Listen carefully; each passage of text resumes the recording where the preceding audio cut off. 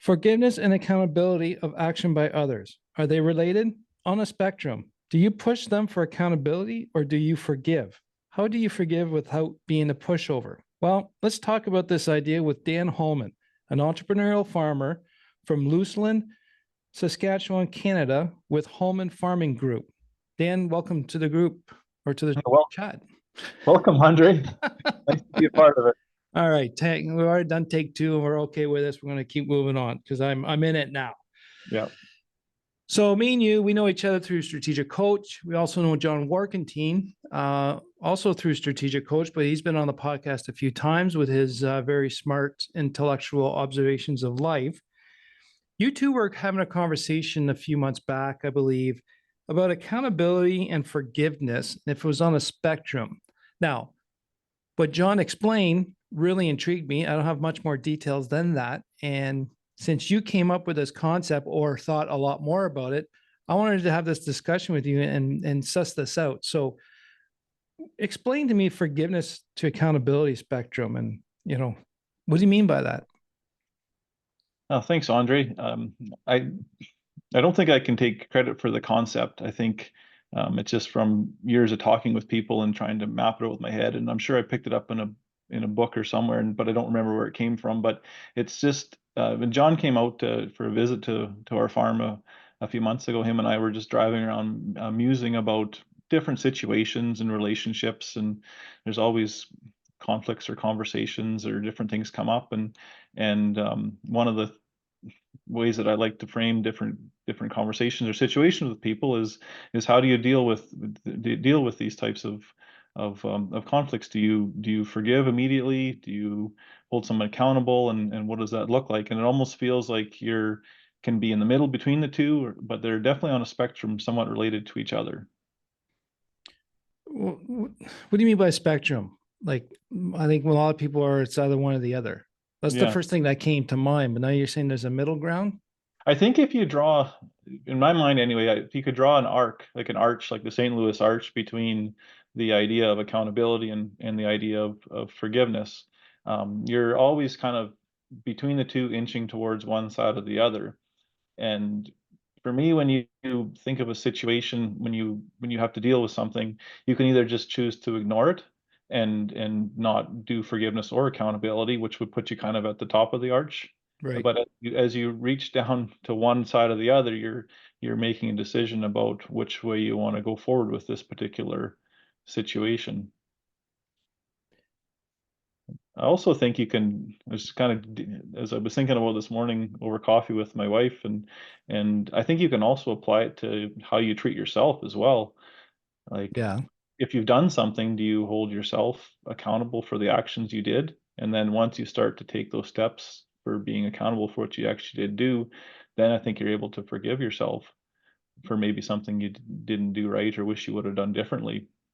I think a lot of listeners can reflect on that. I know I can.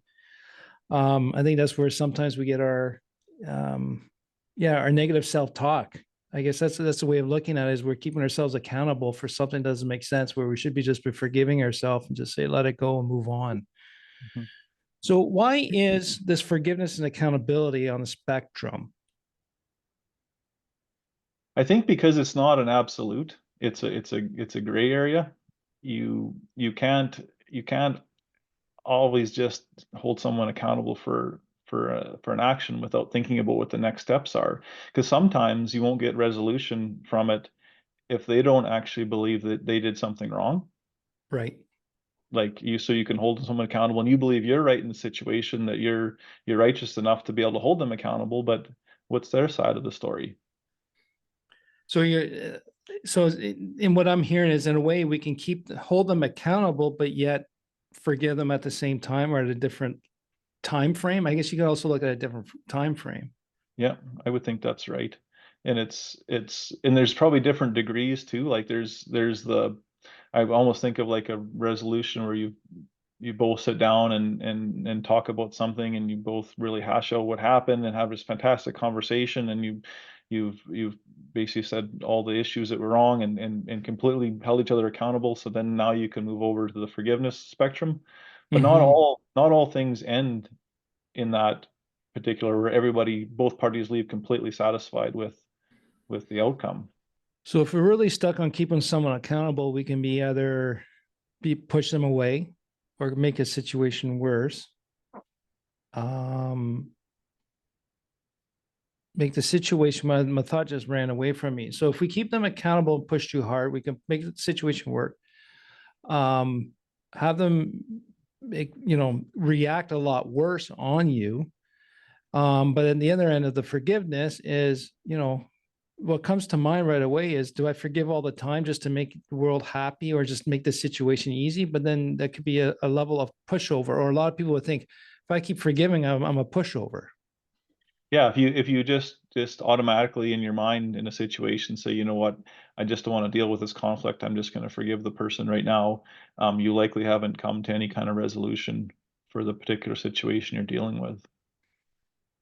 So you keep using the term resolution frequently. So this spectrum has a lot to do with the purpose of coming to a resolution.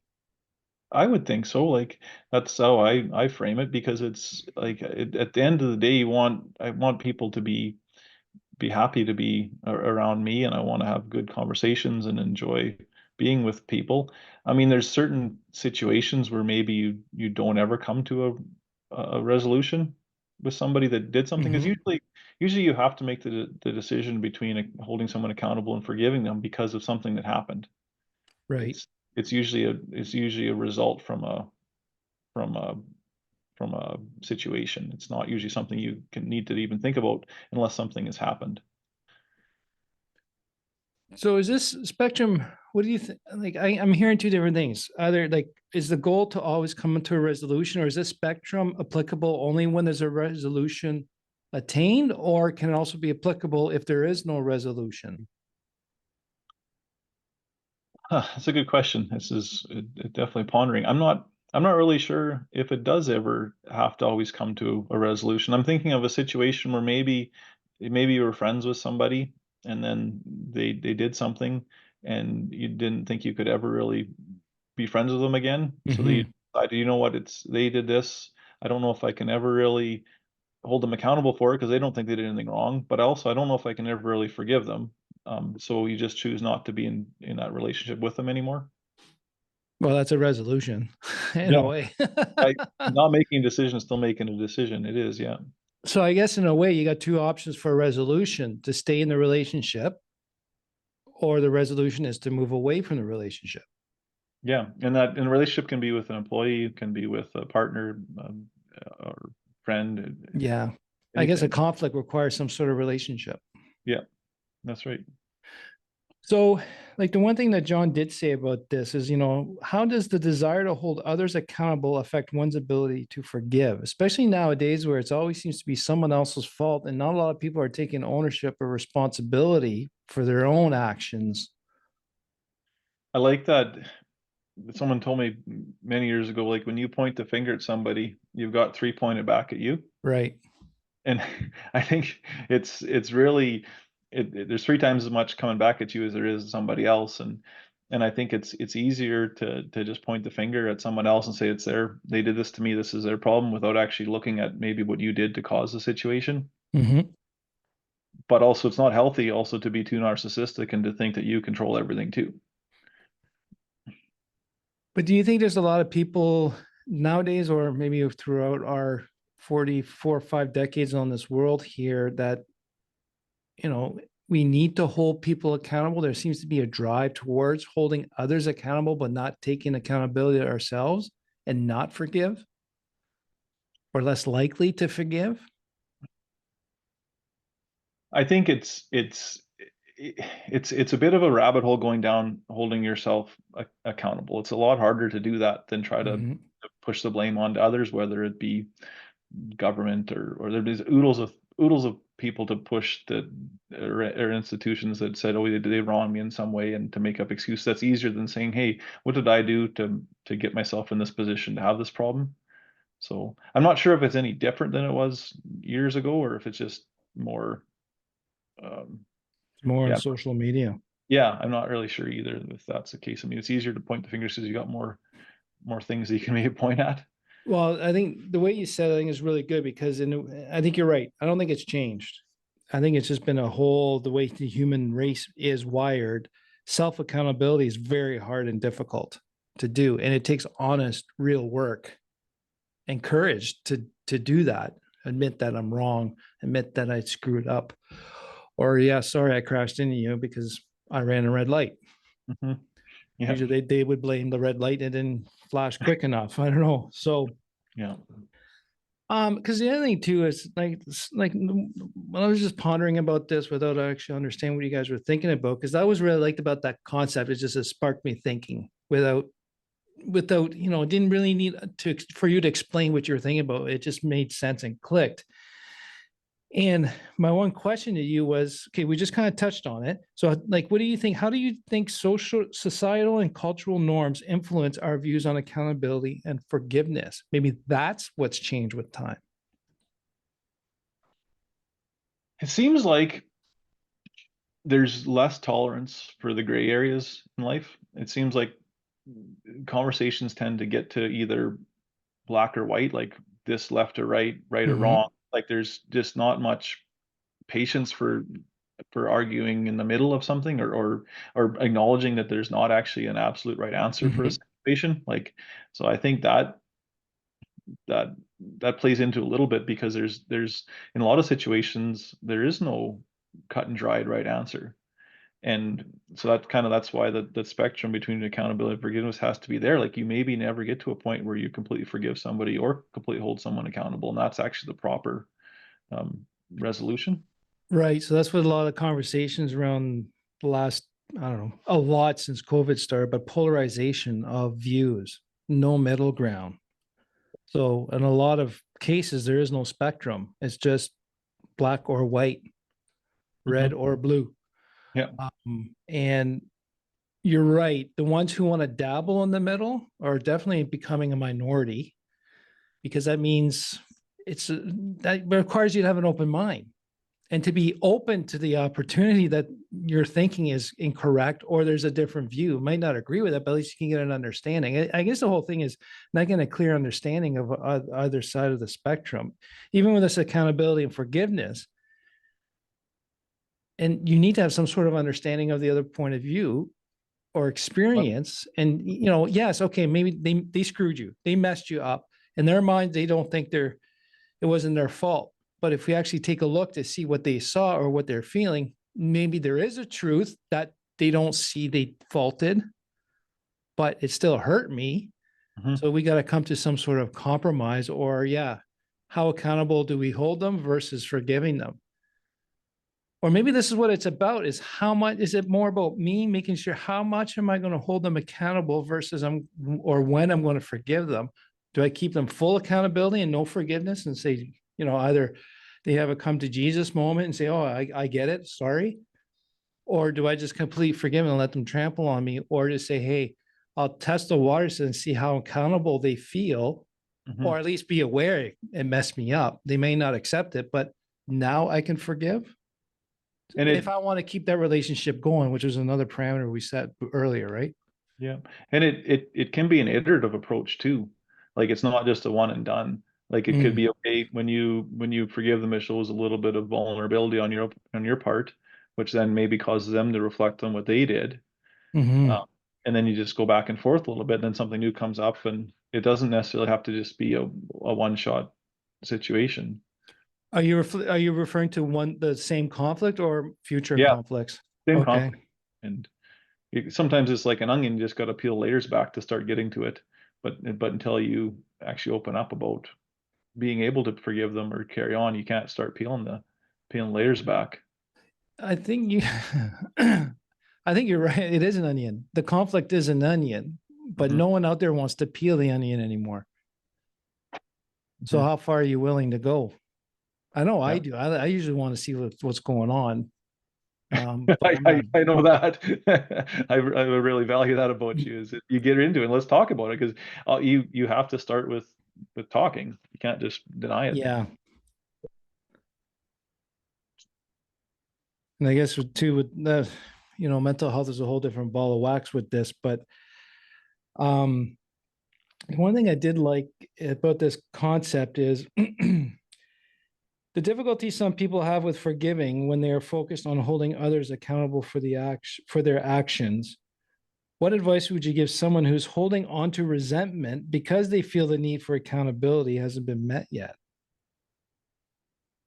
I think this is something I learned from when I used to trade grain, is there's mental capital and real capital in the world. So like real capital is like your money, your equity, and then your mental capital is your brain power. And when you have really strong emotions like resentment or anger or things that take a lot of energy, you're really using up your mental capital in a hurry, which Mm-hmm.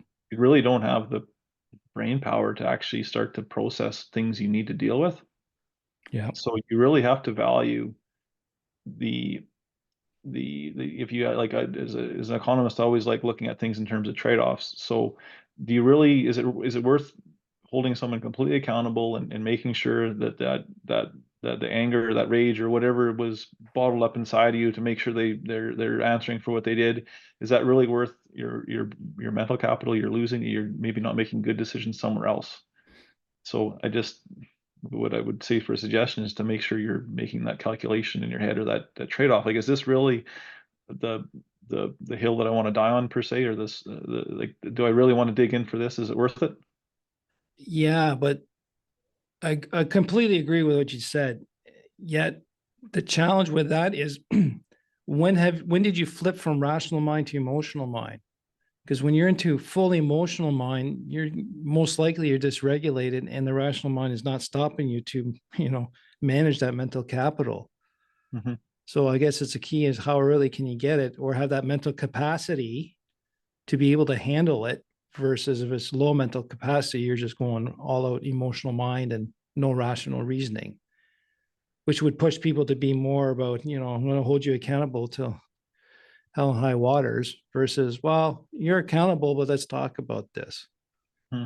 Either way, it's very difficult. Even like this is a tough one to wrap around my head because it's so applicable to so many things. And I just want to have this conversation just to make you, the listener, think, right? This is just like, and the whole spinoff. Originally, I was thinking this was coming in. We're going to talk about other people, but no, like Dan has to come in as usual, just make you that little flip word or flip statement and kind of go spin you all around, which is it's not only for other conflicts, it's your own personal inner conflict, Hmm. right? So, that one's that's what I'm having a bit of a hard time not accepting. Just a whole different spin of thinking is I think if you're going to apply it to yourself, it's not the same rules and regulations as applying to others as with an external conflict. But the internal conflict is completely different. Hmm. Because really, I think if that's the case, then our emotional mind is completely dominant 9 times out of 10. If we're at that point, not are keeping ourselves accountable rather than forgiving us, because the rational mind, I know I've a lot of times my emotional mind going, shut up, rational. I don't want you part of this. Get out of here. Got them both on your And it can shoulders. be, yeah. I know with the emotional mind, I don't know about you, what you think of this, Dan, or even the listeners. For the listeners, I'd like to hear your thoughts on this, but how many times have you like do you think your emotional mind, I'm talking inner conflict here, your inner talk, your emotional mind has more energy or drive behind to overcome the rational mind? Like, to me it seems sometimes that the rational mind has a harder time to talk sense to the emotional mind to calm things down or to use my mental capacity effectively. And my emotional mind just seems to ramp up. I don't know if that's an ADHD thing, brain thing, that would just, the emotion just, intensely comes out raw and amplified. But what do you think about that? As far as in terms of being ADHD thing, I'm not No, sure about no, that. no. Yeah, But I do know it's always a self-awareness thing about, like, am I making these decisions out of emotion or out of rational thought? And I think sometimes it's helpful to put a time frame on it. Like, if you're making decisions basically that are kind of really only relevant for the next short period of time, like a short-term type thing, I feel like it's more easier to stay in the emotional mind. But if you're looking at it from, do I want to have Christmas with this person a year from now, or do I want to have this person involved in my life a year from now? That's, I think, it's easier to get back into the rational mind, for me, if you put a little bit longer time frame on it. right. I think that makes a lot of sense to me. So, any final thoughts on this? It's it's such a complex thing with getting back away from your internal to external now, like the current events with wars or Hmm. like it's really, I find this, the balance between these two points, forgiveness and accountability, is what seems to drive a lot of decisions being made about doing everything in the world. And I don't really know how to understand it, other than just to be aware of it and keep thinking. Well, I think what we're hearing in the news is more about polarization of must keep everyone accountable versus forgiveness and coming to a reasonable resolution versus your own resolution. I think that's the other key here. Are we coming up with a reasonable resolution for both parties or just yours? And I think that can tip the scales of which end you're going to go. Mhm. So, where can people find you, Dan? Uh, on our website, we've got a contact portion, holmanfarminggroup.com. Got email, dan@holmanfarminggroup.com would be the two best ways, or just give me a phone call. Good old Saskatchewan number, 306-228-9430. I'd be happy to talk to anybody listening about it and work through some of this. It's almost like a philosophy discussion, and it's Yeah, it is. the more we talk, the more we get to figure it out. So Yeah, and Dan's right. He'll answer the phone. He will talk about this, so he's not lying. yeah. So, well, thank you very much, Dan, for joining us today to talk about this. I got more clarity, but sorry, I didn't mean to use but. But I think for the listeners, what I think, the key takeaways I think here is it's not only for others, but also yourself on that scale or spectrum of accountability and forgiveness. And it's, self accountability is a hard and difficult thing to do. It means you have to be truly honest with yourself if you want to do it right. And that's why it seems to be a little more harder for people to forgive. Sometimes it takes two to tango. I always tell my kids, Mhm. it takes two to fight, not just one person to aggravate. Right.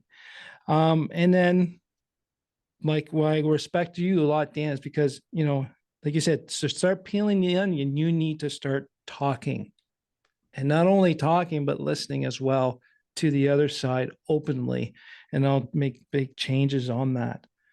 So for you, the listener, I'm asking you, is forgiveness hard for you? Are you more likely to hold people accountable, or are you deal with things on the spectrum, which I'm going to call, for a simple term, is Dan's spectrum. So any last words to the listeners, Dan? No, this has been a fantastic experience. Thanks for having me on, Andre. Well, I appreciate taking the time. And to you, the listener, thanks for learning with me. Take care.